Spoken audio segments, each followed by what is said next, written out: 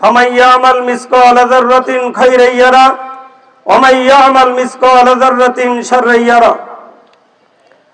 দক্ষিণ পূর্ব এশিয়ার সর্ববৃহৎ আন্দোলন, গণমানুষের একমাত্র আশ্রয় ঠিকানা, রক্তঝরা শহীদ ঈদগাহ বাংলাদেশ জামাত ইসলামী রায়পুরা পৌরসভা কর্তৃক আয়োজিত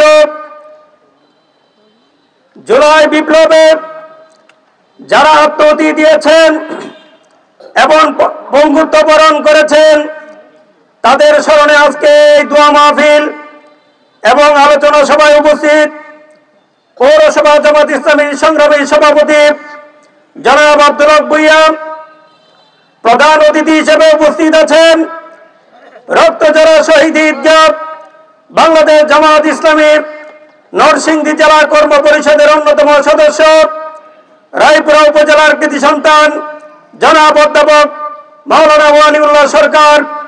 উপস্থিত রয়েছেন বাংলাদেশ জামাত ইসলামী রায়পুরা উপজেলা সদরের সংগ্রামী আমির জনাব মাওলানা জাহাঙ্গীর আলম ভাই।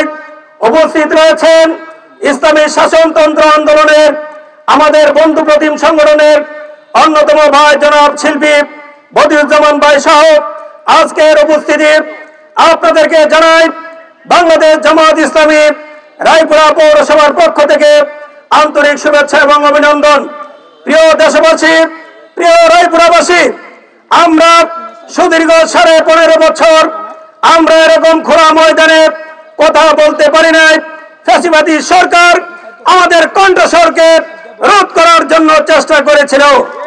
প্রিয় বন্ধুগণ, এই জুলাই বিপ্লবে যে 2000-এর মতো শাহাদাত বরণ করে আমাদেরকে একটি নতুন বাংলাদেশ উপহার দিয়েছেন, আজকে গভীর শ্রদ্ধা করে বাংলাদেশ জামাত ইসলামী তাদেরকে স্মরণ করছে এবং এই জুলাই বিপ্লবে যারা পঙ্গুত্ব বরণ করে জীবন্ত শহীদ হিসেবে মানবতার জীবন যাপন করছে আমরা তাদের আশু মুক্তি কামনা করছি। প্রিয় বন্ধুগণ, আমরা এই বর্তমান সরকারের কাছে এই নির্বাচনের পূর্বে জুলাই বিপ্লবে যারা আহত হয়েছে তাদেরকে পুনর্বাসন করতে হবে। এই জুলাই বিপ্লবে যারা শাহাদাত বরণ করছে তাদেরকে ভাতার ব্যবস্থা করতে হবে, পুনর্বাসন তাদের পরিবারকে দেখভালের ব্যবস্থা করতে হবে। প্রিয় বন্ধুগণ, অনতি বিলম্বে জুলাই সনদ ঘোষণা করতে হবে। আমরা নির্বাচনী রুটম্যাপের পূর্বেই জুলাই সনদ বাস্তবায়ন করতে চাই।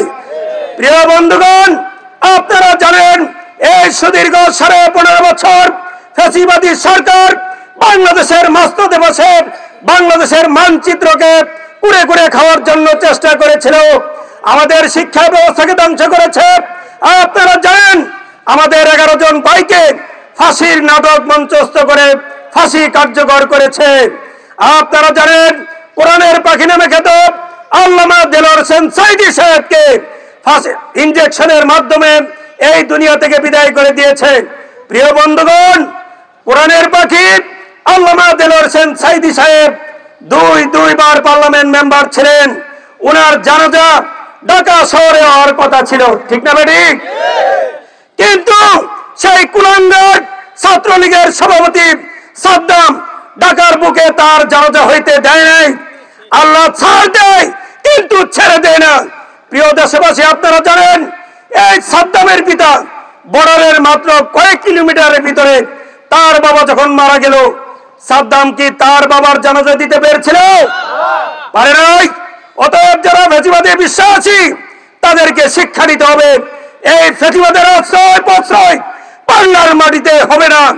এই বাংলাদেশ শাহজালালের বাংলাদেশ, এই বাংলাদেশ শাহজালালের বাংলাদেশ, এই বাংলাদেশ অসংখ্য আলেম ওলামাদের বাংলাদেশ। এই বাংলাদেশে কোন প্রকার দুর্নীতি, অনিয়ম, অবিচার এরকম কোন ফ্যাসিবাদের আশ্রয় এই বাংলার জমিনে হবে না, হবে না। প্রিয় বন্ধুগণ, আমরা এই সুজলা সুফলা শস্য শ্যামলা এই সোনার বাংলাকে আল কোরআনের বাংলা হিসেবে গঠন করতে চাই। আপনারা কি প্রস্তুত রয়েছেন? আগামীতে যত ইসলামী মূল্যবোধে বিশ্বাসী যে সকল রাজনৈতিক দল রয়েছে আমরা সকলকে সাধুবাদ জানাবো।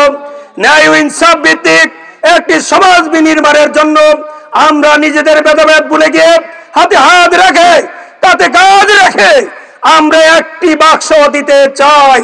সেই বাক্স হবে ইসলামের পক্ষের বাক্স ইনশাআল্লাহ। প্রিয় বন্ধুগণ, আমরা আর হেলায় দুলায় সময় না কাটিয়ে আমরা যারা প্রিয় রাই প্রবাসী আছেন, আপনারা বাংলাদেশ জামাত ইসলামীকে চিনুন, বাংলাদেশ জামাত ইসলামীকে জানুন। কেন? সত্যের সেনানীরা নেবে না কো বিশ্রাম, আমাদের সংগ্রাম চলবেই অবিরাম। তাই আসুন সত্যের পক্ষে আমরা কাজ করে যাই। সেই লক্ষ্যে সকলকে কাজ করে যাওয়ার উদাত্ত আহ্বান জানিয়ে আজকে যারা এখানে উপস্থিত হয়েছেন সকলকে ধন্যবাদ জানিয়ে আমি আমার সংক্ষিপ্ত বক্তব্য